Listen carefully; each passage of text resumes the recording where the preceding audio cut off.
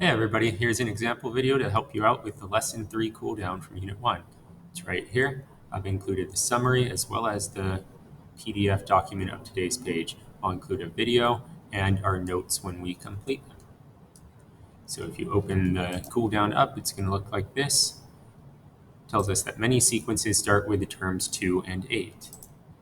What we want to do is find the next two terms of the arithmetic sequence, 2, 8, what's going to come next, and find the next two terms of the geometric sequence, 2, 8, and what comes next. Third, you're going to find two possible next terms of a sequence, still starting with 2 and 8, but this time it's going to be neither geometric nor arithmetic. So over here, let me talk about what this means again. Remember, we have learned that a geometric sequence, this means that we're going to add by a growth factor. Or sorry, not add, but multiply by a growth factor. So multiply by a growth factor. Over and over and over again. It has to be the same value that we multiply by. Whereas arithmetic sequences, instead of adding by a growth factor,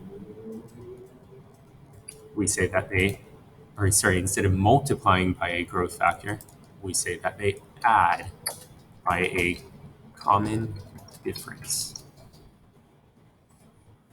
The two differences between geometric and arithmetic. So let's say I have a sequence that starts with 4. Let me type it actually. Maybe we have a sequence that starts with 4 and then it goes to 12. Well, this sequence, I notice, it's multiplying by 3 if it's geometric. That's how I can get from 4 to 12. So 4 times 3 is 12. Well, if I multiply by 3 again, 12 times 3 is 36.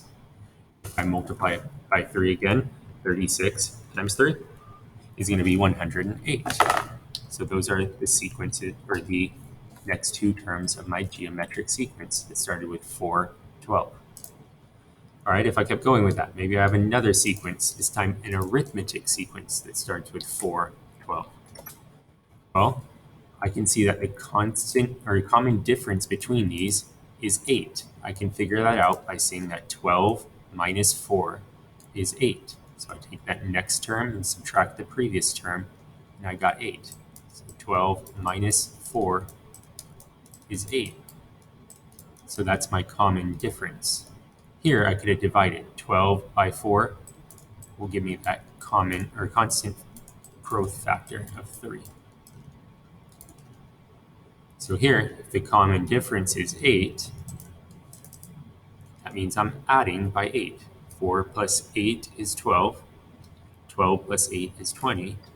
20 plus 8 is 28. And that's an arithmetic sequence now. We're adding by a common difference. All right, and now we want one that's neither. So neither geometric nor arithmetic. So what this could do is combine multiplication and addition. So maybe this sequence, I'll have go 4, 12. But this time I can't multiply by just one number or add. So maybe I'll multiply by 2. So 4 times 2 is 8, and then add 4. And that would get me to 12. So I could go 4 times 2. So I'm multiplying by 2, and then adding 4. And that equals 12. And then I can do that again. 12 times 2 this time.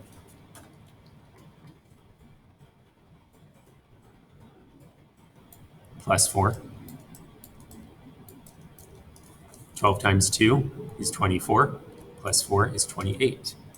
So that gets me to my next term, 28. Do that again. 28 times 2. Calculate that real quick. 28 times 2 is going to be 50.